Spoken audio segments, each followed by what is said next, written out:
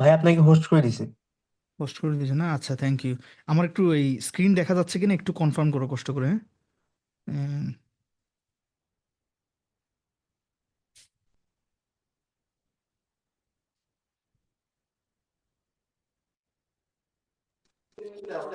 দেখা যাচ্ছে স্ক্রিন? জি ভাই, জি দেখা ভাই, যাচ্ছে। দেখা যাচ্ছে। আচ্ছা, থ্যাংক ইউ, ঠিক আছে। ওকে। বিসমিল্লাহির রহমানির রহিম। আসসালামু আলাইকুম, সবাইকে অনেক অনেক শুভকামনা মেডিভার্সের সাথে থাকার জন্য, ফিল্ড মেডিসিনের সাথে থাকার জন্য। আমি ডক্টর মোহাম্মদ মুসলিউদ্দিন, বর্তমানে এফসিপিএস ট্রেনিংয়ে আছি কার্ডিওলজিতে। তো আশা করি ইতোমধ্যে আপনারা আমাদের কোর্স আউটলাইন পিডিএফটা পড়েছেন। আমি টেলিগ্রাম গ্রুপে এটা দিয়েছি, কেমন? আচ্ছা। তো বেসিক্যালি আসলে একটা রেকর্ডেড সেশন নেওয়ার কথা ছিল, কিন্তু পরে দেখলাম আপনাদের বেশ কিছু কোয়েশ্চেন অ্যারাইজ করছে, ভাবলাম সরাসরি সেশনটা নেই, তাহলে ইন্টারাকশনটা ভালো হবে ইনশাল্লাহ। তো মোটামুটি আপনাদের সবগুলো কোয়েশ্চেন আমি দেখলাম হোয়াটসঅ্যাপে যারা জিজ্ঞেস করেছেন। মোটামুটি আপনাদের সবচেয়ে বেশি কনসার্নের যে জায়গাটা খেয়াল করলাম, যে নিউ কারিকুলাম এটা নিয়ে আপনারা খুব বেশি টেনসড। এটার কারণ আসলে দুটো, একটা হলো আপনারা আসলে এই কারিকুলাম সম্পর্কে হয়তো এখনও জানেন না, অথবা হচ্ছে কেউ ভালো করে পড়ে দেখেন নাই, হ্যাঁ, বিএমডিসির যে কারিকুলামটা। তো আমার এই স্লাইড প্রেজেন্টেশনে আমি কিন্তু আপনাদের নিউ কারিকুলামটা অ্যাড করে দিয়েছি, কেমন? বিএমডিসি আপনাদের যে সেশন 2027-এ যারা প্রফ দিবেন ইনশাল্লাহ। তো খুব বেশি অস্থির হওয়ার কিছু নাই। এখানে আমি শুরুতেই যদিও এটা একটু দেখাই আপনাদেরকে। اللهم رب زدني علما رب اشرح لي صدري ويسر لي امري واحلل عقدة من لساني يفقهوا قولي رب يسر ولا تعسر وتمم علينا بالخير استغفر الله نصر من الله فتح قريب صلى الله عليه وسلم। আচ্ছা দেখেন, আমি প্রথমে একটু আমার এই লেকচারটা শেষ করি, কেমন? তারপরে 15-20 মিনিট পরে আমি আপনাদের কোয়েশ্চেনগুলো নিব, হ্যাঁ? তাহলে ইনশাল্লাহ অনেকগুলো কোয়েশ্চেনই আপনাদের অ্যান্সার পেয়ে যাবেন এই 15-20 মিনিটের কথার মধ্যে। তারপরে আমি আপনাদের থেকে কোয়েশ্চেন নেব ইনশাল্লাহ, হ্যাঁ?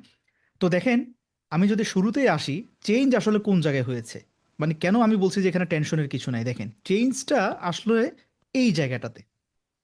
এই যে বেসিক ডিফারেন্সটা হলো যে আমরা যারা প্রফ দিয়েছি বা এবার যারা প্রফ দিবে অর্থাৎ আগের কারিকুলামে, সেখানে ব্যাপারটা কেমন ছিল যে আমাদের মেডিসিনে ভাইভা একদিনে হয়ে যেত। একদিনে একদিনে টোটাল আমাদের 3টা ভাইভা বোর্ড থাকতো। 3টা ভাইভা বোর্ড। একটা ভাইভা বোর্ড মেডিসিন, 2 নম্বরটাও মেডিসিন ভাইভা বোর্ড, এবং 3 নম্বরটা ছিল আমাদের পেডি ভাইভা বোর্ড। আচ্ছা, তো মেডিসিনের একটা বোর্ডে দেখা যাচ্ছে আপনার এক্স রে দিয়ে শুরু করতো, আর আরেকটা বোর্ডে শুরু হতো আপনার ইসিজি দিয়ে, ঠিক আছে? তো সাইকিয়াট্রি এবং ডার্মার জন্য কিন্তু আলাদা কোনো বোর্ড ছিল না। তো ওই যে মেডিসিনের এক বোর্ডে সাইকিয়াট্রি সার্চ থাকতো, মেডিসিনের 2 নাম্বার বোর্ডে হচ্ছে আপনার ডার্মার সার্চ থাকতো। আবার অনেক সময় এমনও হতো যে যেই সকল মেডিকেল কলেজগুলো ছোট ধরেন, বা দেখা যাচ্ছে স্যার অ্যাভেলেবল না, তখন দেখা যায় কি সাইকিয়াট্রি বা আপনার যে ডার্মাটোলজিস্ট থাকতেন না। তো দেখা যায় ওই মেডিসিনের স্যারে 2-1টা ডার্মার প্রশ্ন করতো, খুবই সুপারফিশিয়াল, একজিমা, সোরিয়াসিস, তারপর শেষ। সাইকিয়াট্রি নিয়ে জাস্ট 2-1টা ডেফিনেশন জিজ্ঞেস করে ছেড়ে দিত। কিন্তু এখন ওই জায়গাটা বন্ধ হয়ে গেছে। দ্যাট মিন্স এখন আপনাদেরকে একটু সাইকিয়াট্রি এবং ডার্মাটোলজি ভালো করে পড়তে হবে। কিন্তু পেডিয়াট্রিক্স আসলে এটা খুব একটা চেঞ্জ হয় না। কেন চেঞ্জ হয় না দেখেন, পেডিয়াট্রিক্স আগেও ছেলে মেয়েকে ভালো করেই পড়তে হতো, কারণ পেডিয়াট্রিক্সে কিন্তু আলাদা বোর্ডই ছিল, এখনও পেডিয়াট্রিক্সে আলাদাই বোর্ড আছে, ঠিক আছে? ওকে। তো প্রথম দিন আপনাদের প্রথম দিন ভাইভাতে ডে ওয়ানে আপনাদের জাস্ট ইন্টারনাল মেডিসিনের ভাইভা হবে ইনশাল্লাহ। দেখেন বোর্ডে এখানে আপনার 2জন স্যার থাকবে, একজন আপনার মেডিকেলের অর্থাৎ ইন্টারনাল, আরেকজন বাইরের মেডিকেল থেকে আসবেন এক্সটার্নাল, ঠিক আছে? এটা হচ্ছে মেডিসিন বোর্ড 1। তাহলে এই বোর্ড 1টা শুরু হবে বেসিক্যালি ইসিজি দিয়ে অথবা এক্স রে দিয়ে, যে কোনো একটা দিয়ে আপনাকে বলবে যে হ্যাঁ তুমি এটা দেখো। ধরেন আপনাকে দিয়ে দিল এসটি এলিভেটেড, মানে একটা এমআই এর গ্রাফ দিল, হ্যাঁ? তো তখন আপনি বললেন যে স্যার হ্যাঁ এটা acute ST elevated inferior MI. তারপর ওইখান থেকে স্যার আস্তে আস্তে কার্ডিওলজিতে ঢুকে যাবে, সেখান থেকে এরপর আপনাকে আদার্স যে সকল প্রশ্নগুলো স্যারে করবে। তারপরে আপনি এই বোর্ডটা থেকে বেরিয়ে আসলেন, ফাইন। এরপরে আপনাকে আবার ডাকবে দ্বিতীয় বোর্ডে, এই যে বোর্ড 2। তো বোর্ড 2টা শুরু হবে আবার কি দিয়ে? যদি আপনার প্রথম বোর্ড ইসিজি দিয়ে শুরু হয়, তাহলে বোর্ড 2 শুরু হবে এক্স রে দিয়ে। তখন আপনাকে স্যার একটা এক্স রে দিবে, মোস্ট কমনলি এটা আমাদের চেস্ট এক্স রে দেওয়া হয়। ধরেন আপনাকে পালমোনারি টিউবারকুলোসিসের একটা এক্স রে শুরু করবে এক্স রে দিয়ে। তো আপনি যখন এটা প্রেজেন্ট করলেন, করার পরে স্যারে সেখান থেকে টিবি থেকে প্রশ্ন করা শুরু করলো। এরপর আস্তে আস্তে স্যারে ঢুকতে ঢুকতে কিছু কোয়েশ্চেন করবে, এবং ভাইভাতে কিন্তু আসলেই খুব ডিপে যাওয়ার সুযোগ নাই, হ্যাঁ? এবং লেকচার আমরা এটা আপনাদেরকে বারবার বলেছি, এবং যারা লেকচার করবেন তখন দেখবেন। সো ভাইবা বিষয়টা হলো, এখানে খুব বেশি ডিপে জিজ্ঞেস করার সুযোগ নাই, কিন্তু এখানে খুব মানে বেসিক জিনিসপত্রগুলো জিজ্ঞেস করে যে আপনার গ্রস বিষয়গুলো ক্লিয়ার আছে কিনা। ওকে গেল। তাহলে আপনারা ডে ওয়ানের দুইটা বোর্ড শেষ করলেন, একটা ইসিজি বোর্ড, একটা এক্স রে বোর্ড। ওকে, তারপর হচ্ছে ডে টু। এই যে এটা এখান থেকে হচ্ছে চেঞ্জটা, আমরা প্রথম দিনেই তিনটা বোর্ড ফেস করে ফেলতাম, অর্থাৎ তৃতীয় নাম্বার বোর্ডে আমরা পেডি দিতাম। কিন্তু এখন আপনাদের একদিনে ইন্টারনাল মেডিসিন শেষ। এরপর দ্বিতীয় দিন আপনারা কি করবেন, বোর্ড টু ফেস করবেন এই ডে টুতে। তখন সেখানে আপনাদের আবার আগের মতো দুইটা ভাইবা বোর্ড থাকবে। একটা ভাইবা বোর্ড হচ্ছে পেডি, সেখানে আপনার কলেজের একজন এক্সটার্নাল থাকবেন এবং সরি, আপনার কলেজের ইন্টারনাল থাকবেন এবং বাহির থেকে একজন এক্সটার্নাল আসবেন, দুজনই পেডিয়াট্রিশিয়ান। তো এখানে হচ্ছে আপনাকে পেডি থেকে প্রশ্ন করবে। অর্থাৎ প্রথমে একটা এখানে টেবিল থাকে এবং টেবিলের মধ্যে ওই যে বিভিন্ন growth chart, vitamin A capsule, হ্যাঁ, ইনস্ট্রুমেন্টগুলো থাকে। ইনস্ট্রুমেন্টটা বলবে যে এটা কি, এটা কি, এটা ইয়া কি, আইএমসিএ থেকে প্রশ্ন করে তারপরে বিভিন্ন এক্স রে দিতে পারে, কনজেনিটাল হাইপোথাইরয়েডিজম এরকম। এরপরে স্যার হচ্ছে আপনাকে পেডির প্রশ্ন করা শুরু করবে। ফাইন, তাহলে পেডির বোর্ডটা গেল। বোর্ডে বোর্ড বি কি, এই যে এটা হচ্ছে কমপ্লিটলি নতুন, আগে এরকম বোর্ড বি নামে কিছু ছিল না। বোর্ড বিতে আপনার একজন হচ্ছে গাইডলাইনে যেটা বলছে বিএমডিসি কারিকুলামে, যে বোর্ড বিতে দুইজন স্যার থাকতে হবে। একজন হলো, ধরেন আপনার মেডিকেলে ডার্মাটোলজিস্ট অ্যাভেলেবল ধরেন, তাহলে আপনার মেডিকেল থেকে আপনার ইন্টারনাল হিসেবে ডার্মাটোলজিস্ট থাকবেন এবং এক্সটার্নাল উনি থাকবেন হচ্ছে সাইকিয়াট্রিস্ট। হ্যাঁ, তাহলে সাইকিয়াট্রিস্ট এবং ডার্মাটোলজিস্ট দুজনই থাকবেন আপনার বোর্ড বিতে, ডে টু এর বোর্ড বিতে। তার মানে কথাটা বুঝেন, আগে যেখানে আপনার সাইকিয়াট্রি এবং ডার্মাটোলজি অ্যাডজাংটিভ হিসেবে ছিল ভাইবাতে, অর্থাৎ এমনও আমরা পেয়েছি, যেমন আমার ক্ষেত্রে হচ্ছে আমাকে সাইকি থেকে প্রশ্ন করেই নাই।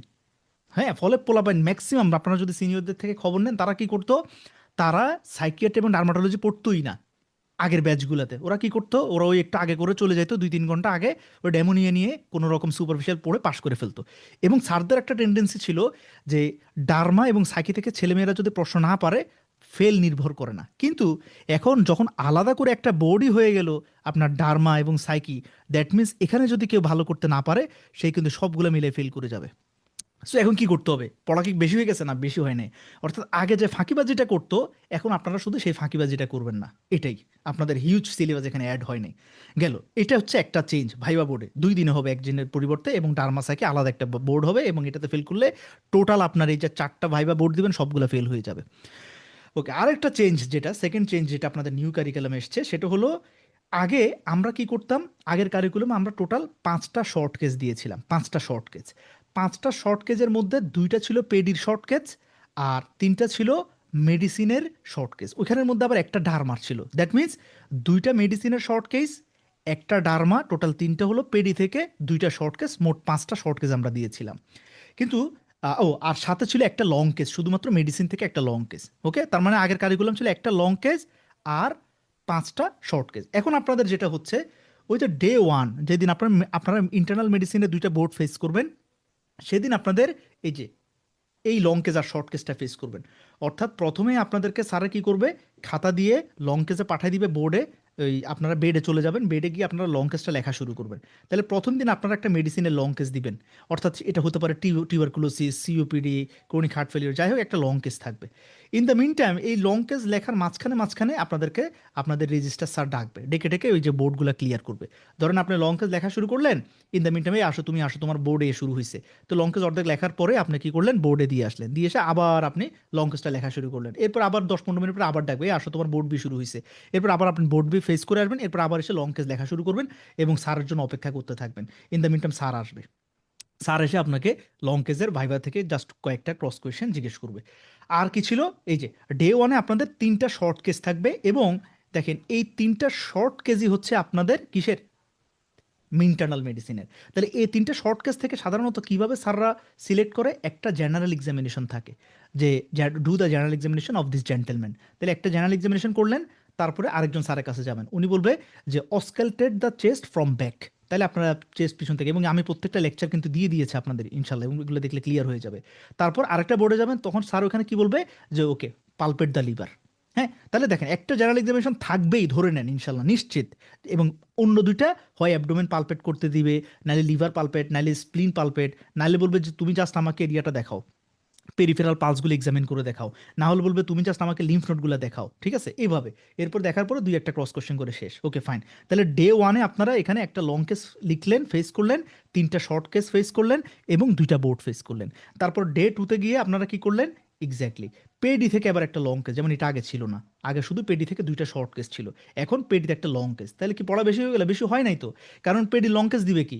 পেডি লং কেস আছেই, আর কি আছে? নেফ্রোটিক সিনড্রোম আছে, এটা দিবে। তারপরে ডিহাইড্রেশনের একটা বাচ্চাকে শোয়াই দিবে। কেমন? তারপরে হচ্ছে স্যামের একটা বাচ্চা দিয়ে দিবে, প্রোটিন ম্যালনিউট্রিশনের এটা। তাহলে লং কেসটা আপনারা ফেস করলেন। এরপর 2টা শর্ট কেস থাকবে। একটু কাইন্ডলি মাইকটা মিউট করেন, মাইকটা একটু মিউট করেন প্লিজ। যে আছে ওনাকে একটু মেনশন করেন প্লিজ। তারপরে 2টা শর্ট কেস ফেস করবেন আপনারা। হ্যাঁ, 2টা শর্ট কেস। তো 2টা শর্ট কেস থেকে কি হবে? ওই যে ধরেন আপনাকে স্যারে বলবে যে জেনারেল একটা একটা জেনারেল এক্সামিনেশন থাকবেই, এটা ধরে নেন ইনশাল্লাহ। বাচ্চার ক্ষেত্রে একটা জেনারেল এক্সামিনেশন থাকবে। তারপরে হচ্ছে একটা ডিহাইড্রেশনের বাচ্চা থাকবে। ওইটা ডিহাইড্রেশন দেখে আপনাকে এরপরে স্যার আইএমসি থেকে কয়েকটা প্রশ্ন করবে। তাহলে এই যে অর্থাৎ এখানে এক্সট্রা করে যেটা যোগ হলো, শর্ট কেসটা আগেও 2টা ছিল, এখনো 2টা, শুধু পেডিতে নতুন চেঞ্জ আসলো। এখানে একটা লং কেস আপনাকে ফেস করতে হবে, এটা ভয়ের কিছু নাই। এটা আমরা আপনাদেরকে দেখাই দিব। তাহলে এখানে একটা লং কেস নতুন আসছে, আর এখানে ডার্মা সাইকের উপর আলাদা করে ইম্পর্টেন্স যোগ হয়েছে। এই হচ্ছে আপনাদের নিউ কারিকুলাম। আর কোনো কিছু নতুন করে চেঞ্জ হয় নাই, ঠিক আছে? আর রিটেনের মধ্যে যদি দেখেন, রিটেনে অলমোস্ট আগের মতোই, রিটেনে খুব সিগনিফিকেন্ট কিছু চেঞ্জ আসে নাই। অর্থাৎ এই যে পেপার 1, পেপার 2, পেপার 2-র মধ্যে পেপার 1টা আগের মতোই আছে, জাস্ট এখানে আপনার 2টা গ্রুপ থাকবে। পেপার 2-তে এসে এই যে আমাদের পেডি, পেডি থেকে আপনার একটা পুরা গ্রুপ হবে। আর আরেকটা গ্রুপ হচ্ছে ইন্টারনাল মেডিসিনের, এই যে ইন্টারনাল মেডিসিনের পেপার 2 পোর্শনটা, পাশাপাশি আমাদের যে পয়জনিং, ডার্মাটোলজি, সাইকিয়াট্রি, এগুলো মিলে এটা হবে। তো এখানে আসলে আগের কারিকুলামের সাথে খুব একটা চেঞ্জ আসে নাই। সো এই হচ্ছে ব্যাপারটা। ওই যে ভাইভাতে গিয়ে চেঞ্জটা আসছে, সো এগুলো নিয়ে আপনারা ওরিড হওয়ার কিছু নাই। এখন আসেন, যেহেতু আমাদের আলাদা করে ডার্মাটোলজি এবং পেডিয়াট্রিক্স, সাইকিয়াট্রি, এগুলোকে বেশি ইম্পর্টেন্স দেওয়া হচ্ছে, এই কারণে আমরা এখানে কিছু নতুন টপিকস ইনশাল্লাহ পড়াবো এই সেশনে, যেটা আগের সেশনে লাগবে না। যেমন আমরা নিওনেটোলজি এবং পেডিয়াট্রিক্সে কিছু নতুন টপিকস যোগ করেছি, এগুলো পড়লে ইনশাল্লাহ সব কাভার হয়ে যাবে। প্লাস এই যে সাইকিয়াট্রিতে আমরা এখানে আলাদা করে একটু ইম্পর্টেন্স দিব, এই টপিকসগুলো আমরা কাভার করব। ডার্মাটোলজিতেও আমরা একটু কিছু নতুন কেস যোগ করেছি, এগুলো আমরা ইনশাল্লাহ পড়াবো। এর মধ্যে আপনাদের হয়ে যাবে যদি আপনারা এগুলো ভালো করে, আমরা যা পড়াই এটা যদি পড়ার পরে নিজেরা নিজেদের মতো করে প্রফের জন্য নিজেদেরকে প্রিপেয়ার করতে পারেন। তো একটা জিনিস আপনাদের অনেকের আমি দেখলাম যে সব কিছু মানে মেন্টর আপনাকে তৈরি করে দিবে না, এটা মাথায় রাখবেন। যে দেখেন, এক একটা লেকচার পড়ানোর পরে এক একটা লেকচার তৈরি করে আমার কাজ হচ্ছে আপনার টেক্সট বুকগুলোর আপনার যে প্রেশার, এগুলো আমি নিয়ে নিব। কিন্তু এগুলো নেওয়ার পরে আপনার কলেজে যে গাইড বইটা ফলো করা হয়, এই গাইড বইটাকে এক্সামের জন্য রেডি করা, এটার কমপ্লিট রেসপন্সিবিলিটিস আপনার। যে এই কাজটা করবে না তার আসলে কোর্স করার দরকার নাই, কারণ আমি সব কাজ করে দিব, এতে করে আপনার কোনো উপকার হবে না। আচ্ছা, এখন আসি যে আমাদের আপনাদের সেকেন্ড যে কোয়েশ্চেনটা দেখলাম, যে ভাইয়া আমি তো বুঝতেছি না যে কোন সিরিজ দিয়ে ক্লাস শুরু করব। মানে এখানে তো সবগুলোই আছে, এখন কোনটা দিয়ে শুরু করবো? আচ্ছা, শুরু করার যে নিয়মটা, এটা অলরেডি আমি মনে হয় একটা পোস্ট দিয়েছি, ইউটিউবে একটা ভিডিও আছে, সেটা হলো আপনারা সিকোয়েন্সিয়ালি শুরু করবেন। অর্থাৎ ওয়েবসাইটে যেইভাবে দেওয়া আছে, কার্ডিওলজি দিয়ে শুরু করেছি, কার্ডিওলজি থেকেই শুরু করবেন। তাও একটু লিখে রাখতে পারেন যে প্রথমে ইনশাল্লাহ কার্ডিওলজি ক্লাসগুলো করবেন। কেন কেন এই সিকোয়েন্সটা মানতে হবে দেখেন, কারণ মেডিসিন হচ্ছে অনেক কোরিলেশনের ব্যাপার। অর্থাৎ আমি যখন কার্ডিওলজি আপনাদেরকে পড়িয়েছি আলহামদুলিল্লাহ, ধরেন প্রায় 13-14টা ক্লাস নিলাম, তো ওখানে আমি যখন আবার রেসপিরেটরি পড়াবো, তখন রেসপিরেটরি পড়াতে গিয়ে আমি অনেক কিছু এভাবে বলি যে এটা কার্ডিওলজিতে এত নম্বর লেকচার আপনাদের বলেছি। তাহলে কেউ যদি কার্ডিও না করে ডিরেক্ট রেসপিরেটরি করা শুরু করে, তাহলে সে কিন্তু এই জিনিসটা বুঝবে না। এই কারণে সিকোয়েন্সটা ফলো করা জরুরি।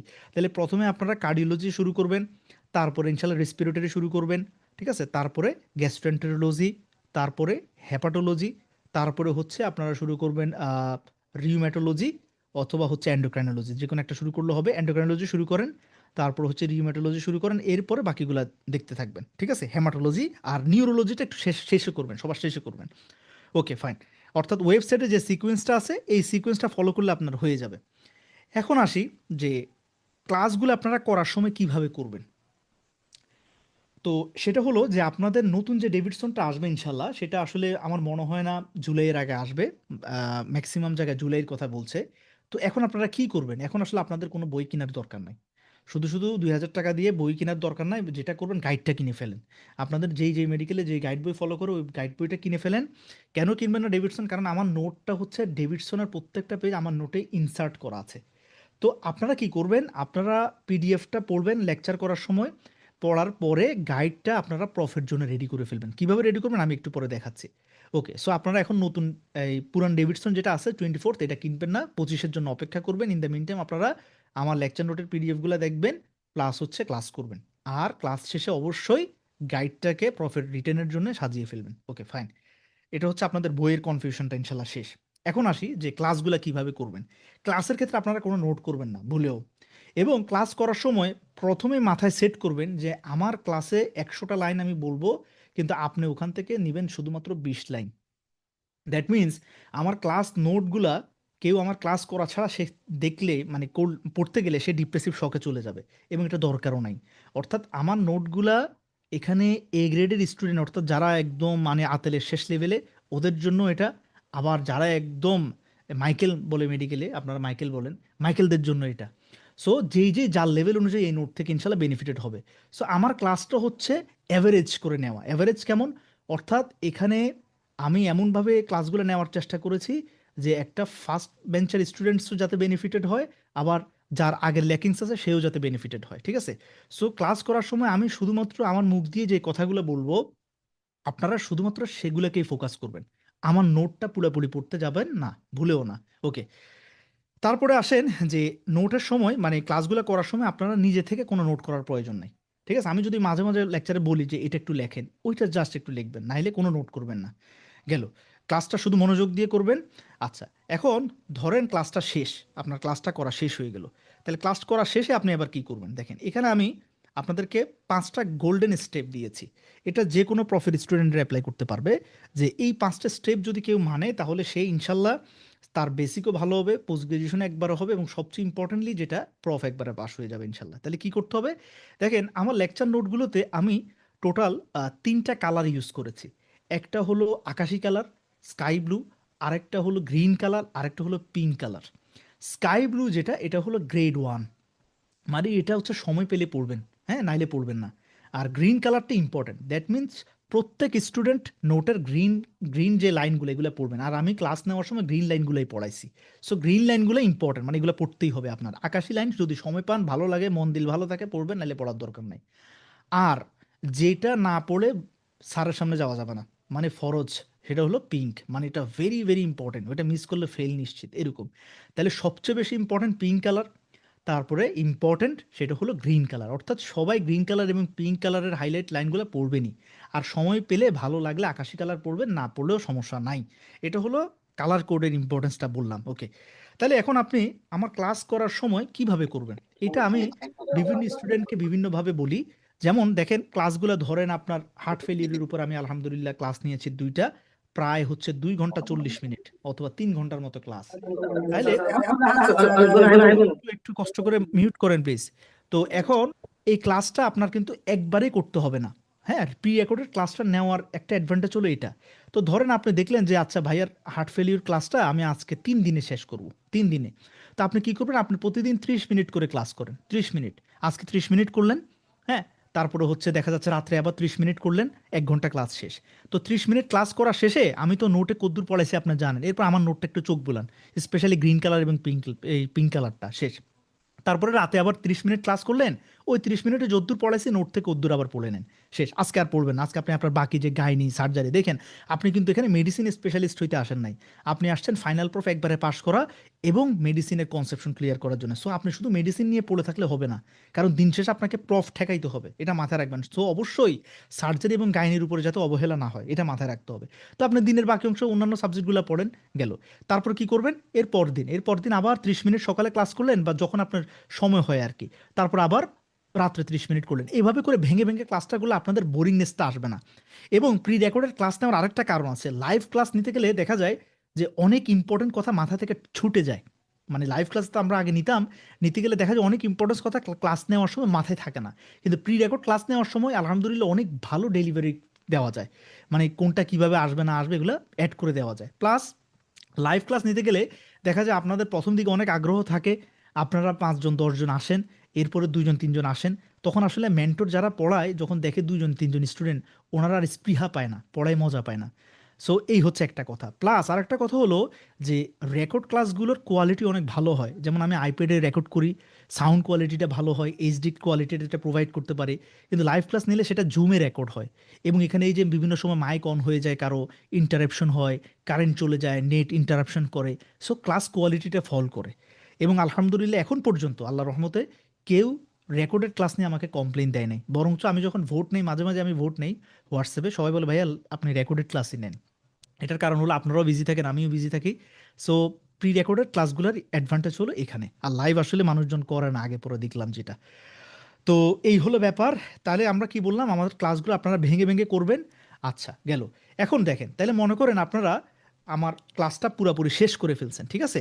ওকে, অর্থাৎ আমার ক্লাস আপনাদের শেষ, নোটটাও পড়া হয়ে গেল। এখন আপনি কি করবেন, এই যে দেখেন, এখন আপনার কলেজে স্যারে আসলো, এসে স্যারে বিসমিল্লা করে লেকচার স্লাইড খুললো, খুলে উনি জাস্ট সংবাদ মাধ্যমের মতো পড়ে গেল। তারপরে এই হচ্ছে একটা কষ্টের জায়গা যে এটা আমি স্যারদের দোষ দিচ্ছি না, কারণ দেখেন আমি একটা হার্ট ফেলিউর লেকচার পড়ানোর জন্য আমি আপনার থেকে 3 ঘন্টা সময় নিচ্ছি, স্যার কি চাইলেও এই সময়টা পাবে? পাবে না। তো স্যারদের আসলে কিছু করার নাই। গেল, যাই হোক, তাহলে লেকচার স্লাইডগুলো করার সময় আপনারা এক্সট্রা কোনো হেডেক নেবেন না। কেন নেবেন না? কারণ আপনার মাথায় থাকবে যে স্যার যে লেকচার স্লাইডটা পড়াচ্ছে, আমরা যেটা করতাম, আমরা স্যারদের থেকে আগে পারমিশন নিয়ে নিতাম। স্পেশালি যদি টিচার ম্যাডাম হতেন, তাহলে ম্যাডামের পারমিশন নিতাম আগে, যে ম্যাডাম আপনার ক্লাসে কি আমরা ছবি তুলতে পারবো কিনা স্লাইডের। হ্যাঁ, যদি ম্যাডাম পারমিশন দিতেন আমরা ছবি তুলতাম, নাহলে তুলতাম না। আর মেল টিচার হলে তো কোনো প্রবলেম নাই, আমরা জাস্ট ওই, অথবা কিছু আতেল থাকে না, মাইকেলের কাজ হচ্ছে আতেল থেকে পরজীবীর মতো সব নিয়ে নেওয়া, এটাই আর কি। ওই এই, যারা আতেল আছে ওদেরকে আপনারা মাঝে মাঝে একটু খাওয়াবেন, ওরা ছবি টবি তুলবে, ওদের থেকে আপনারা স্লাইডটা নিয়ে নেবেন, শেষ। নেওয়ার পরে কি করবেন, লেকচার স্লাইডের সব পড়তে হবে না, লেকচার স্লাইড থেকে দেখবেন স্যাররা বলে এটা ভাইভাতে ধরে, এটা এক্সটার্নাল জিজ্ঞেস করে, হ্যাঁ, এগুলো আপনারা জাস্ট একটু ফোকাস করবেন। লেকচার স্লাইড আপনাদের পড়ার দরকার না, নোট করার দরকার নাই, গেল। তারপর আপনি কি করবেন, এবার আসেন স্টেপ 3-তে। তাহলে স্টেপ 1-এ আমার ক্লাস শেষ, স্টেপ 2-তে স্যারের লেকচার স্লাইডের এক্সাম ওরিয়েন্টেড ব্যাপারগুলো জাস্ট একটু দেখা, কোনো নোট করার প্রয়োজন নাই। স্টেপ 3 আসেন, এবার কমপ্লিট আপনার দায়িত্ব চলে আসছে। তাহলে কি করবেন, আপনার যে প্রিভিয়াস টার্ম কোয়েশ্চেন আছে, হ্যাঁ, প্রিভিয়াস টার্ম কোয়েশ্চেন সিনিয়রদের থেকে গত 3 বছর, 5 বছর পারলে বেশি ভালো, 5 বছর যদি না পারেন, জাস্ট 3 বছর, একটু টার্ম কোয়েশ্চেন অথবা যে অ্যাসেসমেন্ট, স্পেশালি টার্মটা সব কলেজে হয়ও না, ইম্পর্টেন্ট হচ্ছে যে অ্যাসেসমেন্ট কোয়েশ্চেন, অর্থাৎ বিগত 5 বছরের প্রফের আগে যে অ্যাসেসমেন্টটা হয়, এই অ্যাসেসমেন্ট কোয়েশ্চেনগুলো কালেক্ট করবেন এবং এগুলো ভালো করে সলভ করবেন। কেন কেন অ্যাসেসমেন্টের গুরুত্ব এত বেশি আমি বলি আপনাকে, শুনেন। ধরেন কিছু তেড়া স্যার থাকে, তেড়া স্যারদের উদ্দেশ্য কি, ওদের উদ্দেশ্য হচ্ছে পোলাপাইনকে আটকে দেওয়া এবং নিজেকে কাবিল প্রমাণিত করা। তো ওনারা কি করে, ওনারা আগে দেখে যে গত 5 বছরে প্রফ কোয়েশ্চেন কোনটা কোনটা কোনটা আসছে, দেখেন, কারণ জানে সবাই প্রফ কোয়েশ্চেনগুলো পড়ে আসবে। তো ওই স্যারে কি করে, যে এই 5 বছরে প্রফে যেটা আসে না, ওইখান থেকে 2-3টা কোয়েশ্চেন দিয়ে দিবে, ঠিক আছে? দিয়ে তো ওটা দিলেও ওইটা অ্যাসেসমেন্ট যারা পড়ে ওরা পেরে যায়। অর্থাৎ যদি কোনো নিউ কোয়েশ্চেন আসার সম্ভাবনা থাকে ইনশাল্লাহ, ওইটাও আপনারা যদি গত 5 বছরের অ্যাসেসমেন্ট কোয়েশ্চেন, স্পেশালি যেই যেই বোর্ডে আছেন, ওই বোর্ডের সরকারি কলেজগুলোর, ধরেন যারা সিএমইউর আন্ডারে আছেন, আপনারা চিটো মেডিকেলের অ্যাসেসমেন্ট কোয়েশ্চেনটাকে বেশি ইম্পর্টেন্স দিবেন। যারা রাজশাহীতে আছেন, আপনারা রাজশাহী মেডিকেলের ইম্পর্টেন্স দিবেন, হ্যাঁ, কারণ ওই কোয়েশ্চেনগুলো থেকে কমন বেশি আসে। তাহলে ওই অ্যাসেসমেন্ট কোয়েশ্চেনটা সলভ করলে, নিউ কোয়েশ্চেন অ্যারাইজ করলে আপনি সেটা পেরে যাবেন ইনশাল্লাহ। ওকে, তাহলে বিগত 5 বছরের অ্যাসেসমেন্ট কোয়েশ্চেন সলভ করতে হবে। এবার আসে আপনার যে গাইড, ওই গাইডটা নিয়ে প্রফ কোয়েশ্চেন সলভ করতে হবে। কত বছর? প্লাস 5 বছর করলে হবে ইনশাল্লাহ। গত 5 বছরের প্রফ কোয়েশ্চেনগুলো আপনার বোর্ডের, অর্থাৎ আপনি যেই বোর্ডে, ওই বোর্ডের সলভ করতে হবে। যদি একবারও আসে, ধরেন একটা প্রশ্ন কোনো বোর্ডে আসে নাই, কিন্তু আপনার বোর্ডে ধরেন আর ইউতে দিয়ে দিছে, অথবা মানে সাস্টে দিয়ে দিল, এটা একবার, ওইটাও পড়বেন। প্লাস আরেকটা কোয়েশ্চেন আপনার বোর্ডে কখনো আসে নাই, কিন্তু অন্যান্য বোর্ডে অনেকবার আসছে, আস্তে আস্তে একদম জায়গা নাই, ডিইউ সিইউ লিখতে লিখতে, ওইটা পড়বেন। তাহলে আপনার বোর্ডের গত 5 বছরের সব, প্লাস আপনার বোর্ডে আসে নাই কিন্তু অন্যান্য বোর্ডে অনেকবার আসছে, সেগুলো আপনি একটু সলভ করবেন। ওকে, তারপরে আসেন, এই যে এই কথাগুলো আমি এখানে বলছি, এই যে লাস্ট 5 ইয়ার্স কীভাবে সলভ করেন, কথাগুলো এতক্ষণ যা বললাম সব লেখা আছে, গেল। এখন আসেন যে আপনার গাইড বুকটা কীভাবে এডিট করবেন। অর্থাৎ গাইডের সবচেয়ে বড় ঝামেলা যেটা, যে গাইডের মধ্যে এক্সট্রা ইনফরমেশন দেয়, আবার অনেক কিছু ভুলভাল লেখে। তো এখন সবচেয়ে অ্যাডভান্টেজ যেটা হইলো, যে আপনি যখন একটা ক্লাস করে ফেলবেন আমার, হ্যাঁ, ধরেন হার্ট ফেলিউর ক্লাসটা করে ফেলছেন, হ্যাঁ, এখন আপনি কি করবেন, ওই সাথে সাথে ওই সপ্তাহের মধ্যে করতে হবে, গাইড বইটা রেডি করতে হবে। কেন, আপনি যদি ধরেন আপনি হার্ট ফেলিউর পড়ছেন এই সপ্তাহে, আপনি 3 সপ্তাহ পরে গিয়ে আবার গাইড সলভ করা শুরু করছেন, তখন তো আপনি ভুলে যাবেন। কিন্তু আপনি ক্লাস করার সাথে সাথে যদি গাইডটা সলভ করেন, প্রফ কোয়েশ্চেন সলভ করেন, তখন আপনার মাথায় থাকবে, ও আচ্ছা এই ইনফরমেশনটা ভাইয়া তো এটা পড়াইছে, তাহলে এটা গাইড, এটা ভুল আছে, আচ্ছা আমি এটা কেটে দিই, হ্যাঁ, এটা এটা স্যারের লেকচার স্লাইড এটা বলছিল, তাহলে তাজা তাজা থাকবে, রেডি করে ফেলতে হবে। এবং একবার পড়াটা রেডি হয়ে গেলে, এরপর থেকে আপনি গাইডটা পড়লে আপনার রিটেনও কাভার হয়ে যাচ্ছে, আপনার বেসিক তো আমার ক্লাস করার সময় ক্লিয়ার হয়ে গেল, ভাইভাও কাভার হয়ে যাচ্ছে। কিন্তু যে পড়াটা গোছাবে না, সে সব পড়েও দেখা যাবে যে দিন শেষে তার কিছুই নাই, গেইন হয় নাই।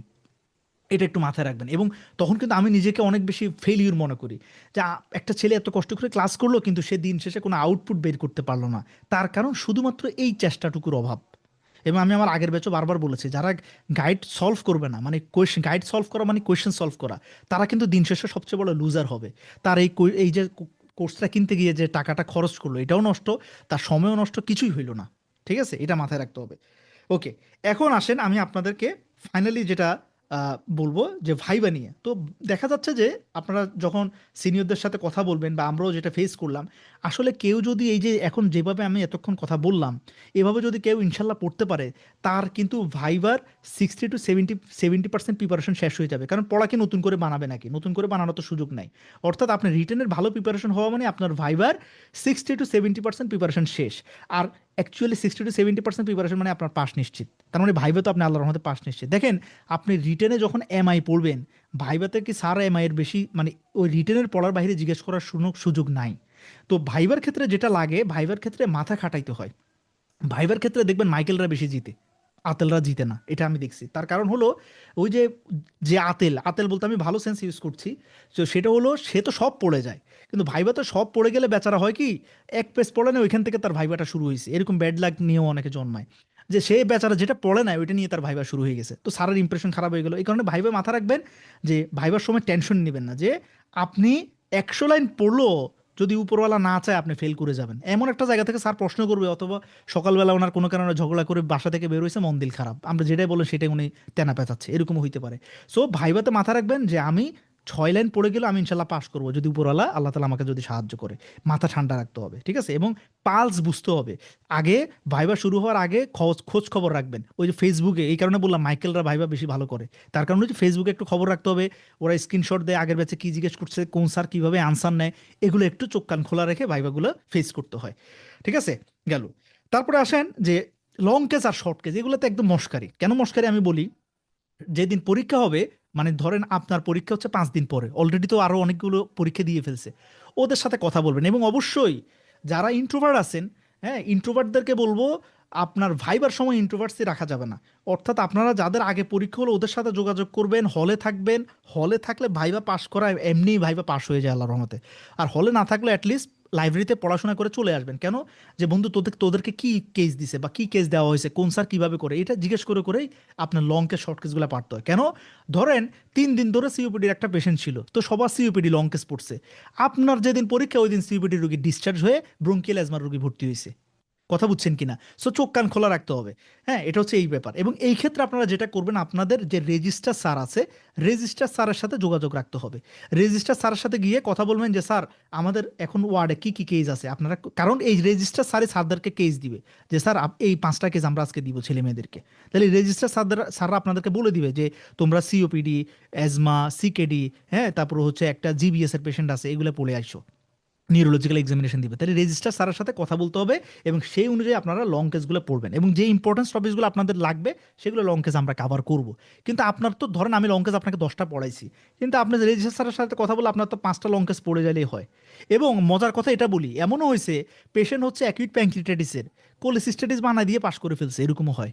অর্থাৎ লং কেসে আপনার কোন ডায়াগনোসিস কি এটা আপনার পারা দরকার নাই, কিন্তু আপনি যদি এটাকে পিইউডি বলেন, পেপটিক আলসার ডিজিজ বলেন, আপনাকে স্যারকে স্টাবলিশ করতে হবে লজিক দিয়ে যে স্যার এটা পিইউডি। ভুলভাল বলে হলেও এটা পিইউডি বানাইতে হবে, অর্থাৎ কথার সাথে মিল থাকতে হবে। ঠিক আছে, এটা মাথায় রাখবেন। গেল। আর শর্ট কেস, এক্স্যাক্টলি মনে রাখবেন, লং কেস আপনি স্যারের সাথে অনেকক্ষণ থাকবেন। অর্থাৎ ধরেন স্যার আপনার সামনে 5 মিনিট থাকবে। সো 5 মিনিট একটা মানুষের সাথে কথা বললে আপনার প্রতি স্যারের একটা সিম্প্যাথি তৈরি হবে, আপনি সময় পাবেন স্যারকে বুঝাইতে পারবেন যে না ছেলে তো অনেক কিছু পারছে, দুই একটা পারে না, পাস করাই দিই। কিন্তু ঝামেলা যেখানে হয়, সার্জারিতে এই সমস্যাটা হয়, পাস ফেল নির্ভর করে যেটা শর্ট কেজের উপরে। কেন? শর্ট কেজে আপনি জাস্ট সময় পাবেন সর্বোচ্চ 3 মিনিট। এই 3 মিনিটের মধ্যে আপনি যদি দেখা যাচ্ছে স্যার আপনাকে স্প্লিন পালপেট করতে বললো, আপনি হাত কাঁপতেছে, ডানে বা না বামে শুরু করুন, বুঝতেছেন না, তখন স্যারের ধরুন এই তো ফাঁকিবাজ, ও তো ওয়ার্ডে আসে নাই, তখন ইমপ্রেশন খারাপ হয়ে যায়। এই কারণে আমি সবসময় বলি যে শর্ট কেসটা যাতে আপনি খুবই স্মুথলি দিয়ে আসতে পারেন। এটা যে ভালো পারবে তার আসলে এই যে long case short case pass হয়ে যাবে টোটাল। ঠিক আছে, এটা একটু মাথায় রাখতে হবে। গেল। এখন বইয়ের ক্ষেত্রে কি করবেন? বইয়ের ক্ষেত্রে যেটা করবেন, আসলে আবদুল্লাহ স্যারের বইটা পাশাপাশি কেউ যদি পারেন, আবদুল্লাহ স্যারের পাশাপাশি লিমন ভাইয়ের একটা বই আছে, ওইটা একটু ফলো করতে পারেন। লিমন ভাইয়ের বইটা আমি দেখলাম, যেটা লিমন ভাইয়ের বইয়ের স্পেশালিটি সেটা হলো যে প্রত্যেকটা লং কেসকে উনি একটা পেজে নিয়ে আসছে। হ্যাঁ, এটা একটা সুবিধা। সো আবদুল্লাহ স্যারের বই তো থাকবেই, পাশাপাশি লিমন ভাইয়ের বইটা একটু কিনে নেবেন পারলে। হ্যাঁ, আচ্ছা গেল। আর যেটা করতে হবে যে এক্সের জন্য আবদুল্লাহ স্যারের রেডিওলজি বইটা কিনবেন, ইসিজির জন্য আবদুল্লাহ স্যারের ইসিজি বইটা কিনবেন। মানে আমাদের ডেভিডসনের পাশাপাশি এক্সট্রা কি কি বই লাগছে তাহলে? আবদুল্লাহ স্যারের রেডিওলজি বুকস, আবদুল্লাহ স্যারের ইসিজি বুকস এবং নিমন ভাইয়ের বইটা যদি পারেন। আর যদি না পারেন সমস্যা নেই, কারণ আমি পিডিএফটা প্রোভাইড করব। সব দিব না, কারণ এটা ওনার একটা বইয়ের মানে ক্রেডিট। ইচ্ছা করে এই সব বইয়ের পিডিএফ আমার কাছে আছে নিজে পড়ার জন্য, কিন্তু এই পিডিএফগুলো দেই না, কারণ এটা ওনার ব্যক্তিগত একটা মানে ইনভেস্টমেন্ট, কেমন? সো পিডিএফগুলো পড়লে নিজের জন্য পড়বেন। এই হলো ব্যাপারটা গেল। এখন আসেন আমি আপনাদেরকে একটা ডেমো দেখাই, যে এই যে ক্লাসগুলো করার পরে, মানে আমার ক্লাস করার পরে, আপনার স্যারের ক্লাস করার পরে, লেকচার স্লাইড দেখার পরে গাইড যখন আপনারা সলভ করবেন তখন কিভাবে কি করবেন দেখেন। এই যে fill the medicine lecture note, ধরেন আপনারা আজকে বিসমিল্লা করে নেফ্রোলজি ক্লাস করা শুরু করলেন। এই যে দেখেন আমরা নেফ্রোটিক সিনড্রোম পড়াচ্ছি আপনাদেরকে। এই যে আমি ধরেন আমি পড়ানো শুরু করলাম। এই যে আলহামদুলিল্লাহ কনসেপশন দেওয়া শুরু হইলো। এই যে কনসেপশন করতেছেন, ঠিক আছে? শুধু একটু দেখে যান। হ্যাঁ, তারপরে এখন ডেভিডসন শেষ। ডেভিডসন শেষে এবার আমরা একটু নোটস এন্ড নোটস খুললাম। আবার প্রত্যেক টপিসে নোটস এন্ড নোটস পড়া লাগবে না, মানে বুঝছেন তো? আপনারা আমার লেকচার স্লাইডের বাইরে কিছু পড়বেন না, কারণ নেফ্রোটিক থেকে ডেভিডসনের ইনফরমেশন একটু কম, এই কারণে আমি নোটস এন্ড নোটস থেকে কিছু ইনফরমেশন পড়াইলাম।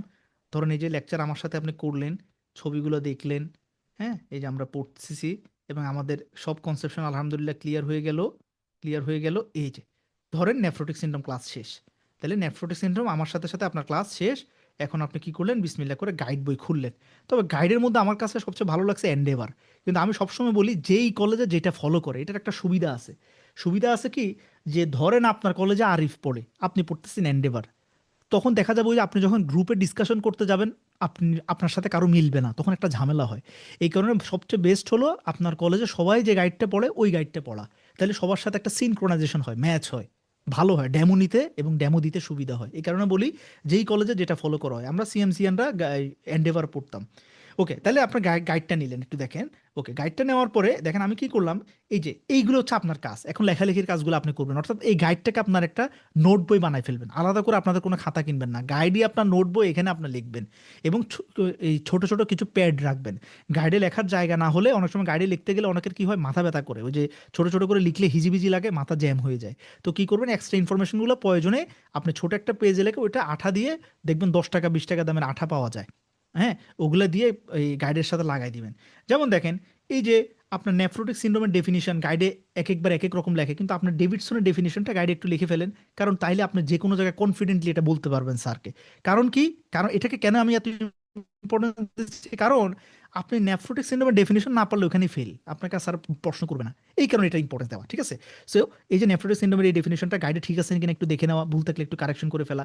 তারপরে এই যে এই ইনফরমেশনটা গাইডে একটু লিখে ফেলা, তাই না? যে নেফ্রোটিক আমি কি কি ভ্যালু পাবো, হ্যাঁ, এটা লিখে ফেলা। তারপরে দেখেন এই যে এই প্রশ্নটা ধরুন আমার জন্য একটু ইম্পর্টেন্ট, যে right down the causes of anasarca, এটা গাইডেই ছিল, তাহলে একটা সুন্দর ভাইবা কোয়েশ্চেন হইতে পারে। এই যে আমি তাহলে একটু পাশে লিখে রাখলাম, ভাইবা লিখে রাখলাম, এটাকে একটু বক্স করে দিলাম যে এটা আমি পড়বো। এরপরে এটা এটা আমাদের এখান থেকে পড়ার দরকার নাই, কেন? কারণ এটাই আমি এখানে বই থেকে ডাইরেক্ট লিখছি, তাহলে আমি এটা পড়বো, ঠিক আছে? আর যদি এটাই পড়তে চান, এখানে কোনো ভুল আছে কিনা একটু দেখে নেবেন। ওকে, তাহলে এটা কারেকশন করে ফেললেন, তাহলে আর আপনার এখানে এটা নতুন করে আর লেখা লাগলো না, ঠিক আছে? গেল। তারপর কজেস অফ নেফ্রোটিক সিনড্রোম। এখন দেখেন যখন আপনি ডেভিডসন পড়বেন, ডেভিডসনের সমস্যা কি জানেন?